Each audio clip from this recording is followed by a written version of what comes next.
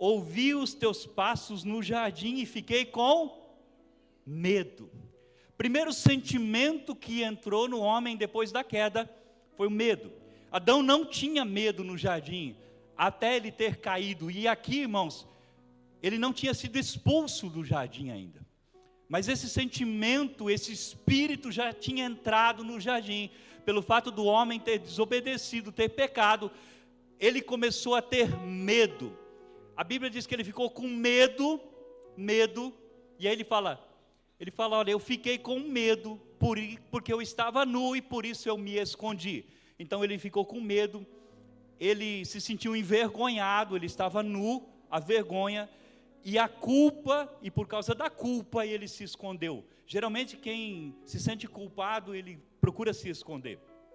Então o medo entrou no jardim, logo depois do pecado de Adão.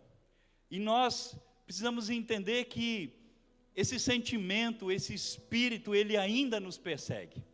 Ele ainda nos paralisa, ele ainda nos coloca em alguns cativeiros. Paulo vai dizer a Timóteo, em 2 Timóteo capítulo 1, verso 7, acompanhem comigo, 2 Timóteo capítulo 1, verso 7, ele vai dizer, Deus não nos deu espírito de covardia. Essa palavra covardia no original, medo, intimidação, covardia. Deus não nos deu um espírito de medo. Paulo está dizendo, existe um espírito, e essa palavra no original, espírito, é isso mesmo. É pneuma, é vento, é o espírito. Se fosse com um E maiúsculo, seria o Espírito Santo de Deus, mas como é E maiúsculo, é um espírito que não é o de Deus. Mas Paulo está dizendo a Timóteo, Timóteo, existe um espírito, esse espírito não foi Deus que deu, e esse espírito, ele é um espírito de medo. Timóteo, Deus não nos deu espírito de medo, mas de poder. Aqui é dínamos, poder de Deus que destrói o medo, poder de amor, que o verdadeiro amor lança fora todo medo, e de equilíbrio, de moderação. Aqui a palavra equilíbrio traz essa lógica de você estar estabilizado e nada te desestabilizar. Então, existe um espírito que atua, esse espírito é um espírito de medo, esse espírito não foi Deus que deu, e esse espírito nos desestabiliza. Amém? Esse espírito, ele quer nos paralisar. Misericórdia. Esse espírito, ele quer nos paralisar. Ele quer nos colocar num lugar onde nós não vamos nos movimentar. Ele quer nos colocar num lugar onde nós não vamos conseguir avançar. É como se ele marcasse um limite e nós não conseguimos ultrapassar aquele limite, porque temos medo. Eu tenho medo de mudar, eu tenho medo de avançar, eu tenho medo de recomeçar, eu tenho medo de acreditar, eu tenho medo de tentar novamente, eu tenho medo porque eu não quero mais me machucar. E aí esse espírito, ele nos paralisa e nós não conseguimos avançar e não conseguimos viver o melhor que Deus tem na nossa vida nessa terra. Então existe esse espírito. Esse espírito, ele quer tornar você tímido, ele quer te amedrontar, ele quer te desencorajar, ele quer paralisar você, para que você não conquiste tudo aquilo que Deus quer que você conquiste. Nós costumamos dizer aqui no seminário de cura e libertação, que o diabo, ele não está muito preocupado, às vezes, em tirar as pessoas da igreja. Ele não está muito preocupado em colocar as pessoas para o mundo, para fora da igreja, mas ele realmente tem agido para neutralizar a igreja dentro da igreja, para que os cristãos, eles se acovardem, eles fiquem paralisados, e eles tenham medo de evangelizar, medo de falar do amor de Deus, medo de se relacionar mais uma vez com a igreja, por tantas decepções que às vezes já passaram. Então, a obra do diabo é paralisar as pessoas dentro da igreja. Porque se ele paralisa um crente dentro da igreja, esse crente fica infrutífero, ele não consegue ser um discípulo de Jesus, ele não consegue fazer aquilo que ele foi chamado para fazer. Então, o objetivo desse medo, dessa intimidação, é impedir você de agir, é forçar você a se submeter ao pânico, é levar você à derrota, é capturar você e controlar você. Porque quando você é tomado por um espírito de medo, o medo vai controlar suas decisões. Quando você está diante de um desafio, e às vezes você acredita que aquilo é propósito de Deus, é vontade de Deus, é desejo de Deus, mas você sabe de tudo isso, você sabe que Deus te chamou para aquilo, e Deus colocou diante de você, abriu as portas, você entrou, mas de repente por causa de um espírito de medo, você não consegue viver tudo aquilo que Deus tem para você, e Ele acaba paralisando você. Amém? Vocês estão entendendo? Incerteza, insegurança, dúvida. Nós não agimos mais por fé. Porque para agir por fé, para se movimentar por fé, você não pode ter medo. Porque a fé é algo que é totalmente irracional, né? A fé não é racional. A fé é irracional, a fé é invisível. A fé, ela não enxerga. Ela precisa acreditar em algo que não se vê. E quando nós estamos tomados pelo medo, nós vamos agir sempre em segurança, sempre medindo cada detalhe e dando passos, somente passos seguros. Quando nós começamos a agir com medo, nós não queremos enfrentar uma situação que não tenha para nós já algo definido como certo. Nós não avançamos diante do novo, diante do inesperado, diante daquilo que nós não temos certeza que vai funcionar, que vai dar certo. E aí já nós não agimos mais por fé, porque a fé ela age assim, Deus fala ao seu coração e você anda naquilo que Deus falou, amém? Mesmo não enxergando nada. A fé não enxerga, mas ela tem uma visão, a visão foi Deus que deu, amém? A fé não enxerga, mas ela tem uma visão, ela não enxerga nada, mas Deus te deu uma visão, e você anda na visão, não por aquilo que você vê, mas por aquilo que Deus falou ao seu coração, amém? 1 João capítulo 4, verso 18, 1 João capítulo 4, verso 18, diz assim, no amor não há medo, pelo contrário, o perfeito amor expulsa, repita comigo assim, fala assim, expulsa todo o medo, porque o medo supõe castigo. Aquele que tem medo não está aperfeiçoado no amor. O amor expulsa, é interessante isso, né? Que para o amor entrar, o medo precisa sair, não é? O medo, então, se ele está na pessoa, o verdadeiro amor não consegue encher, ele não consegue tomar toda a pessoa, e essa pessoa, o apóstolo João está dizendo aqui, que ela não está aperfeiçoada ainda nesse amor. Romanos capítulo 8, verso 15, diz assim, pois vocês não receberam um espírito que os escravize, para novamente o quê? Temer. Se não me engano, essa palavra no original é deilos, que é o mesmo medo, tá? Não é o temor de Deus, é o medo. Vocês não receberam um espírito que os escravize, novamente, para ter medo, não. Você não recebeu um espírito para escravizar você no medo, mas você recebeu o Espírito que os adota como filhos. Percebe que aqui o Espírito é E maiúsculo, lá o Espírito que escraviza é E minúsculo. Então você não recebeu um Espírito que te escraviza, mas você recebeu o Espírito de Deus, que adota você como filho, por meio do qual nós clamamos, Abba, Pai. E o filho não precisa temer, amém? O filho não precisa ter medo, o filho confia no pai, amém? Você não precisa mais ficar refém de um espírito que os escravize, porque esse espírito do medo, ele escraviza, ele aprisiona, ele segura, ele limita, ele bloqueia. Amém?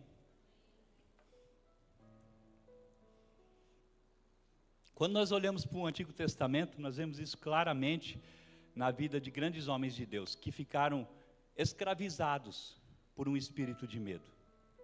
Homens de Deus que não conseguiram vencer o espírito de medo. Ora eles conseguiam vencer, em alguns momentos eles conseguiam romper, e conseguiam então grandes vitórias, mas de repente o medo tomava conta e de novo eles paravam, de novo eles não conseguiam avançar. Um exemplo muito clássico é o exemplo do profeta Elias. É muito clássico, porque Elias ele se enche do Espírito Santo. Eu não vou ler os textos, para a gente, aqui todos são bons de Bíblia, amém?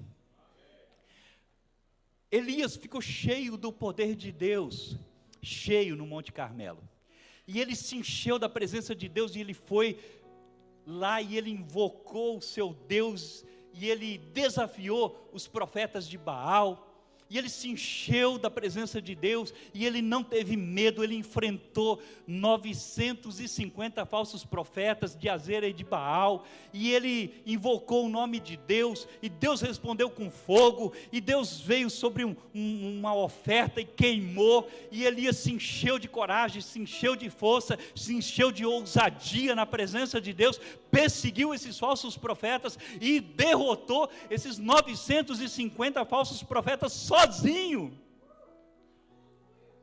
Uma semana depois, a Jezabel, esposa do rei Acabe, lança uma palavra que entrou como uma seta maligna no coração de Elias, na mente de Elias, no espírito de Elias, e ela disse: eu vou matar você, Elias, igual você fez com meus profetas. Sabe o que ele fez? Vamos ler? Vamos ler esse texto? 1 Reis, capítulo 19, verso 2. Eu quero ser didático hoje, amém, irmãos? Assim, para a gente aprender assim certinho como vencer esse espírito, amém? Preste atenção, olha só. Depois do terremoto, meu Deus, verso 2, irmão, não chegou no terremoto ainda não.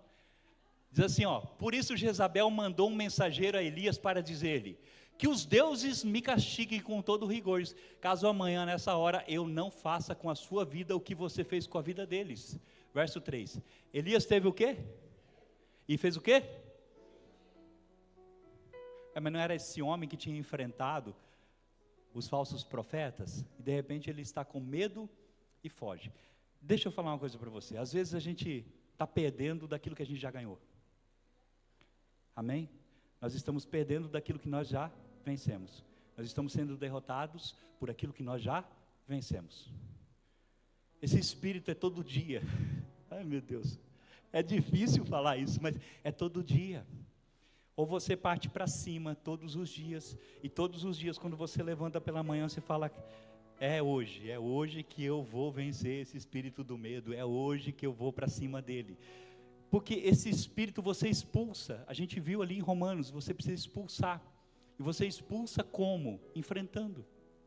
Você não expulsa um demônio de uma pessoa sem enfrentar ele. Quando uma pessoa manifesta, você precisa ir até ela e dizer: sai em nome de Jesus. Não é assim? Você enfrenta, essa pessoa liberta.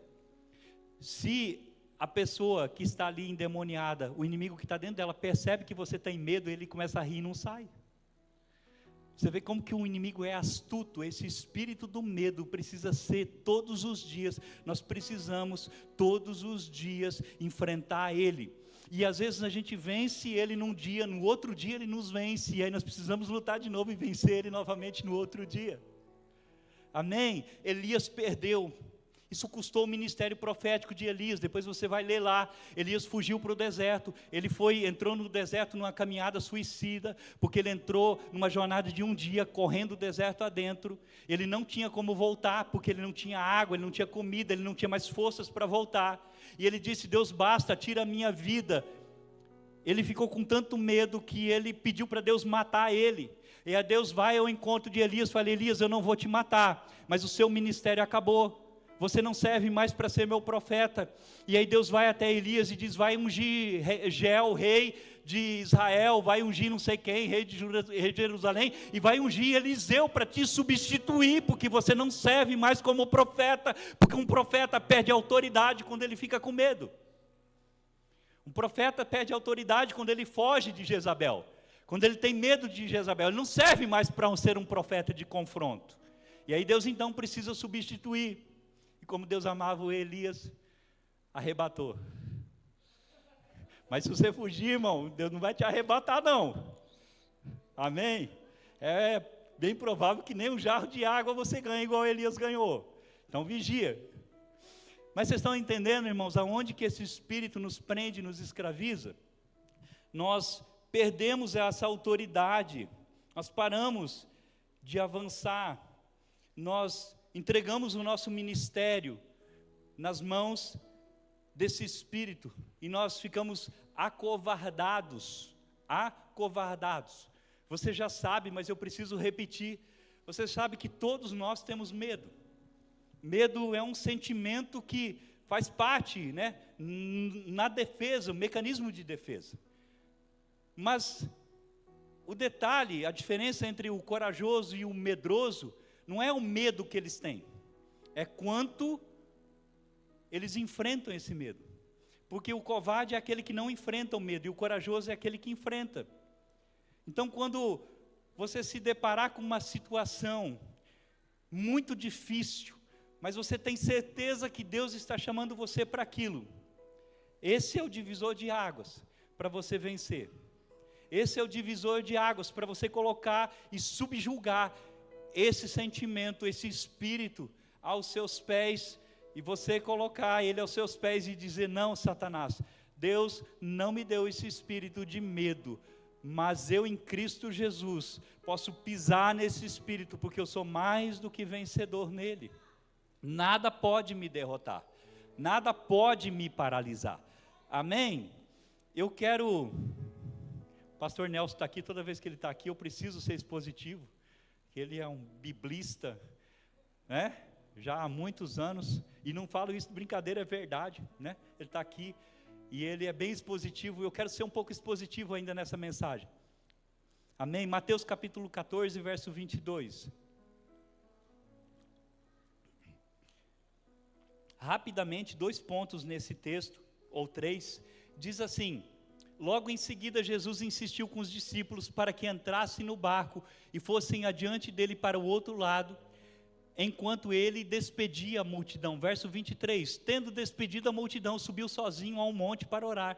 Ao anoitecer ele estava ali sozinho, mas o barco já estava a considerável distância da terra, fustigado pelas ondas, porque o vento soprava contrário contra ele.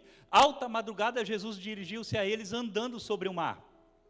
Quando o viram andando sobre o mar, ficaram aterrorizados e disseram, é um fantasma, e gritaram Essa história você conhece, a história onde Pedro, ele enfrenta o medo, e ele anda sobre as águas.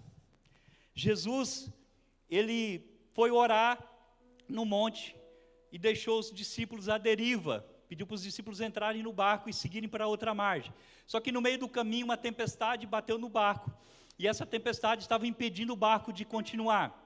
E alta madrugada Jesus desceu do monte e começa a andar sobre as águas, e vai passando, a Bíblia fala que ele vai como quem vai passar pelos discípulos, e quando ele está por passar pelos discípulos, os discípulos começam a ficar com muito medo, aterrorizados, e eles começam a gritar de medo, é um fantasma.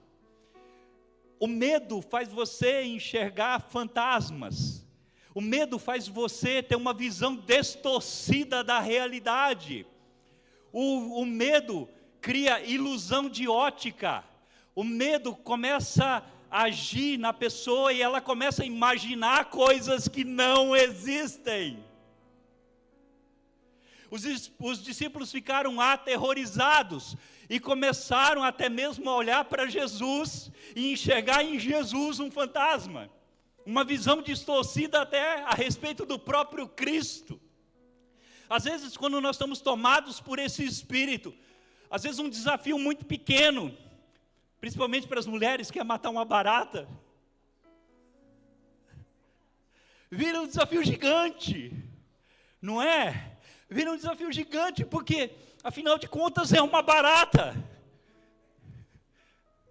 Então nós começamos a imaginar que ela vai voar, que ela vai prender no cabelo. Sabe que barata voa, né? Ela é ninja. Mas a gente vai ficando paralisado. Não paralisa ou não paralisa? Paralisa. Porque o medo começa a imaginar, o medo começa a enxergar fantasmas. Pedro e os discípulos no barco, eles começaram a enxergar fantasmas. Agora preste atenção, existia um outro elemento que eu preciso falar aqui no texto. O barco estava sendo fustigado pelas ondas, ou seja, bateu um vento, já está difícil, está complicado. A vida está difícil, bateu um vento, situações adversas, o barco está balançando, está difícil, está complicado, e aí isso potencializa o medo da tempestade, o medo das circunstâncias que não estão favoráveis, o medo daquela situação ali, e aí a pessoa olha e vê um homem andando sobre as águas. Como que você reage quando o seu barco balança? Quando a sua vida fica um pouco agitada? Quando tempestades começam a bater na sua casa, na sua porta, na sua família, nas suas finanças, no seu ministério, como que você fica quando o barco começa a balançar? Você começa a enxergar fantasmas? Ai meu Deus, minha vida acabou, agora não vai dar nada certo. Como você reage? Irmãos, porque o medo, a prova para você vencer o medo, é quando você está com a sua vida desestabilizada. É quando você está com a sua vida agitada, quando a tempestade bate, é aí que você vai precisar ser corajoso. É aí o momento em que você vai se levantar e você vai dizer, não, eu não vou sucumbir diante disso. Aí os fantasmas vão aparecer, né? O fantasma do desespero, o fantasma que vai dizer para você que não tem mais jeito, o fantasma que vai se apresentar para você, né, dizendo para você que você é um fracassado, que Deus te abandonou, que na igreja ninguém liga para você, o fantasma daquela projeção que a gente faz a respeito da grama do vizinho, que a grama do vizinho parece sempre mais verde, né? Não, o meu casamento, não, o do vizinho é melhor, da irmã é melhor, do outro é melhor, o meu marido, a minha esposa. E aí a gente começa a ver fantasmas, ou seja, quando eu falo em fantasmas, é uma visão distorcida da realidade, nós começamos a ter uma ilusão de ótica, não é verdade. É só Jesus que está passando, irmão. Amém? É só Jesus que está passando. E só está esperando você dar um grito e dizer, ei, ajuda aqui. Amém? Tem visto fantasmas ou não? Hã? Não? Graças a Deus. Amém. Os fantasmas, eles nos levam a fobia, ao pânico, ao desespero, à angústia. E os fantasmas, eles nos impedem de chegar até outra margem, né? Nós não vamos cumprir o propósito, não vamos conseguir cumprir o propósito. E aí interessante, irmãos, eu prometi ser expositivo. E aí o verso 27 vai dizer assim, olha só que interessante, mas Jesus, quando eles começaram a gritar, meu irmão, se você começar a gritar, Jesus vai falar alguma coisa, amém? Amém? Se você ficar com medo, Jesus vai te dar uma palavra, amém? Eles começaram a gritar e Jesus imediatamente lhes disse, coragem! Coragem, não tenham medo. Jesus imediatamente disse, coragem, sabe? Às vezes nas pequenas coisas, coragem, vai dar certo. Dizem que a palavra que eu mais digo aqui nesse altar é calma, vai dar certo, amém? Calma, vai dar certo, amém? Coragem, vai dar certo, fique tranquilo, vai dar certo. Jesus lança uma palavra para os discípulos, essa palavra, olha só, é interessante, porque Jesus não expulsa o espírito de medo, Jesus não coloca coragem dentro dos discípulos, ele diz para os discípulos, coragem, sou eu. Coragem é algo que Deus nunca vai te dar. Amém? Porque você já conquistou na cruz do Calvário. Jesus já conquistou por você. Você só precisa andar na coragem que você já tem. Por isso que quando Deus chamou Gideão, Ele falou para Gideão fracassado ali, morrendo, bravo, angustiado, melancólico, triste. E aí o anjo diz para ele: Gideão, vai na força que você tem. Derrote os midianitas. O Gideão não falou assim: eu vou quadruplicar a sua força. Vai vir uma unção de giraia sobre você, né? Aí você vai, pá! Irmãos, para de orar por coragem e comece a agir de forma corajosa. Amém? Coragem, meu irmão, eu nunca vi na Bíblia alguém orando, pedindo coragem, Deus atendendo. Coragem é algo que está em você, só precisa sair, precisa tirar de dentro, colocar para fora, manifestar. E aí Jesus dá essa palavra, Ele fala assim, volta lá no 27. Coragem, é um mandamento. No meu nome pisarão serpentes e escorpiões.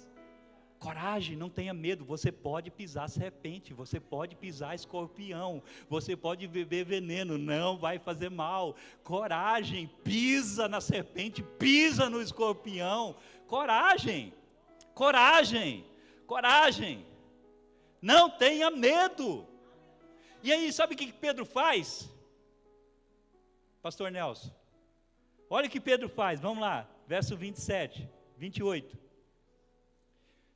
Senhor, disse Pedro, ele desafia Jesus. Você já viu alguém desafiar Jesus? Pedro, se és tu, manda-me ir a teu encontro. Meu irmão, que desafio, o cara desafiou Jesus. Tá bom, Jesus, tá bom, fantasma, você está falando para eu ter coragem? Então, se você, o fantasma, é Jesus, me chama e você vai me fazer andar sobre as águas e eu vou chegar aí. Fantasma não tem poder para me fazer andar sobre as águas, mas só Jesus tem. E aí Pedro coloca o pé, cheio de coragem. Onde é que foi o espírito de medo? Foi embora. Ele começa a colocar o pé na água. Ele começa a colocar o pé na água e a água começa a firmar. Ei! E ele começa a andar sobre as águas. O medroso Pedro, que estava gritando com medo de um fantasma, ele desafia Jesus. Ele desafia Jesus. E quando ele desafia Jesus, Jesus diz para ele assim: venha. Desafia Jesus. Desafie Jesus todas as vezes que você enxergar um fantasma. Fala, Jesus, eu estou vendo aqui um fantasma gigante. Parece aquele seriado, né? Como que é o nome daquele seriado? Do Ghost lá? Não, Caça-Fantasmas. Ah, não sei, irmãos. Mas era um fantasma grande. E aí Jesus dá uma ordem para Pedro, e Pedro pisa nas águas e anda até Jesus. Todas as vezes que você tiver um fantasma, e você desafiar Jesus, você vai ver a ação dele na sua vida. Você vai ver que ele vai te dar uma palavra, e quando ele te der a palavra, você vai pisar e as águas vão firmar debaixo de você.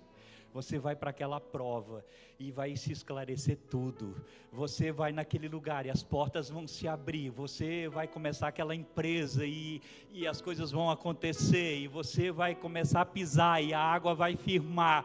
E tudo aquilo que você tinha medo, tudo aquilo que paralisava você, tudo aquilo que impedia você de chegar até Jesus, vai começar a firmar. E você vai ver um caminho se formando no meio do mar. Mas aí depois, olha só, verso 29. Venha, respondeu Jesus. Então Pedro saiu do barco, andou sobre as águas e foi em direção a Jesus. Verso 30. Mas quando reparou no vento, ficou com... De novo, né? Que desgraça esse medo, né? Ele voltou. Ele voltou. E aí quando voltou, Pedro começa o quê? A afundar. Vocês percebem que ele vai e vem? Vocês percebem que não se expulsa, isso se enfrenta. E todas as vezes que eu começo a permitir com esse espírito, vem, venha para a minha vida, eu começo a afundar, eu começo a perder, eu começo a ser derrotado, eu começo a ser frustrado, eu começo a enxergar os fantasmas novamente, mas quando eu enfrento, aquilo se dissipa, aquilo torna-se claro e eu consigo avançar. E aí Pedro começa a afundar, e ele gritou: salva-me, Senhor, ô Senhor, salva-me.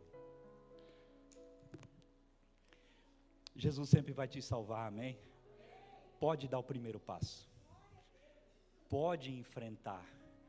Se no meio do caminho vier uma crise de fé temporária, eu chamo isso de crise de fé temporária, porque ele olhou para as circunstâncias. Se no meio do caminho vier uma crise de fé temporária, você vai dizer: Senhor, me salva. E Jesus vai estender a mão e vai te salvar. Irmãos, é muito melhor agir dessa maneira do que ficar sentado no barco assistindo. Quem você quer ser? Um espectador ou alguém que tem um testemunho de fé para dar, de algo sobrenatural na sua vida? Sabe, eu não quero ser espectador, eu quero experimentar, eu quero viver, porque eu sei que Deus tem grandes coisas, e enquanto eu não alcançar, eu não vou parar de tentar. Amém? Irmão, sai dessa zona de conforto, enfrenta os medos, que você já deveria ter enfrentado há muitos anos. Se é perdoar, para de ter medo da reação da outra pessoa, vai lá, pede perdão, perdoa. Nós ficamos com medo de pedir perdão, nós ficamos com medo às vezes de construir um relacionamento, ficamos com medo: ai, eu não vou construir, ai, eu não vou mais me doar para ninguém, ai, é medo aqui, é medo ali, é medo dos relacionamentos, é medo nos negócios, não, cara, você tem um potencial tremendo, Deus te deu algo único, sabe, monta um negócio para você, vai ser abençoado, dá uma condição melhor para a sua família, para de ter medo. Amém? Amém, Regis? Vamos, gente, vamos avançar. Cristão é o povo mais inteligente da terra. Você é a pessoa mais capaz, mais capacitada da terra. A Bíblia diz que o ímpio vai ajuntar para você. Meu Deus, por que você ainda está escravo do ímpio? Eu estou falando isso porque o Espírito Santo está me mandando falar, amém, irmão? Não está no roteiro. Sai dessa escravidão, você tem um potencial tremendo, você, como o pastor Wesley pregou aqui quarta-feira, eu não ouvi, mas ouvi falar, sabe? Você é a águia, você está maior do que o seu patrão já. Ei, você já está maior que ele, não é você que depende dele, ele depende de você, porque você faz 60% das vendas. Monta o seu negócio, vai voar, arrisca, sai do cativeiro do comodismo, amém? Quebra tudo, irmão. Estou dizendo isso como profeta de Deus, amém? Não estou desvalorizando, desmerecendo você de maneira nenhuma, mas tem coisas, irmãos, que Deus já nos deu e nós estamos com medo de enfrentar. Tem coisa que Deus já colocou na nossa mão e nós ainda não entendemos. Ainda não entendemos. E ainda não tivemos coragem. Ou entendemos, mas não tivemos coragem. E aí começamos a colocar um monte de defeito, um monte de dificuldade. Irmãos, eu preciso finalizar. Amém? Quando Jesus estava orando, lá no Getsemane, o espírito de medo veio e tentou oprimir Jesus.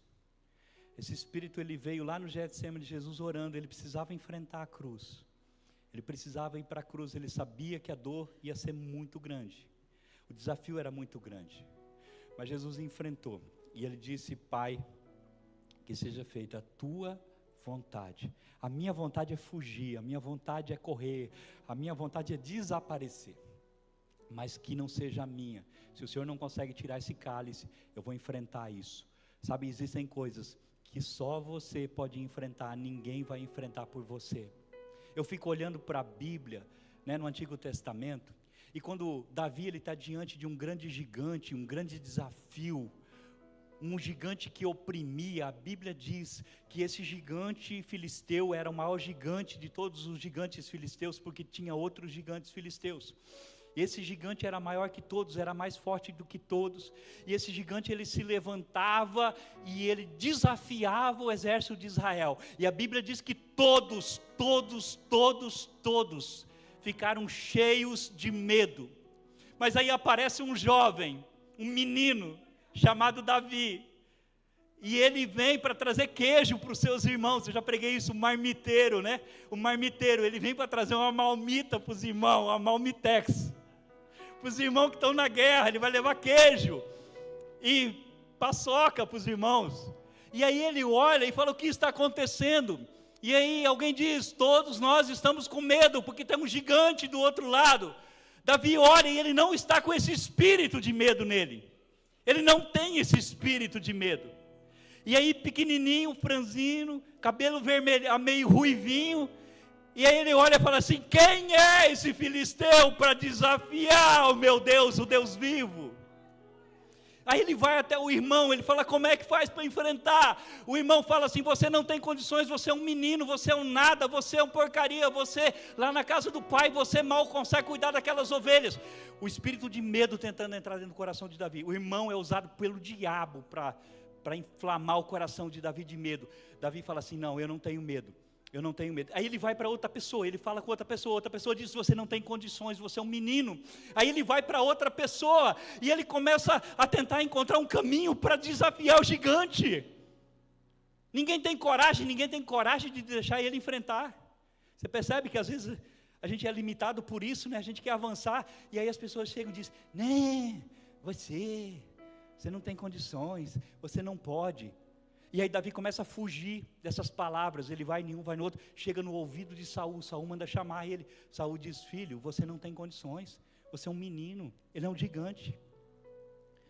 Davi diz: não, eu vou enfrentar ele. E Davi olha para aquele gigante, pega 5 pedrinhas e sai correndo na direção do gigante. Ele sai correndo, ele vai correndo enfrentar o gigante. Ele não espera o gigante vir até ele, ele corre até o gigante, pega uma daquelas pedras e derruba o gigante com uma única pedra, que é guiada por Deus para quem é corajoso. Sabe, eu não sei qual o tamanho do gigante que você precisa enfrentar, mas eu quero te dizer o seguinte: uma pedra é suficiente, um ato de fé é suficiente, um ato de coragem é suficiente. Sai desse cativeiro do medo, parte para cima do gigante, demonstra a sua coragem, vai em fé e ousadia, e Deus vai derrubar ele por você. Fica de pé em nome de Jesus, eu quero orar por você essa noite.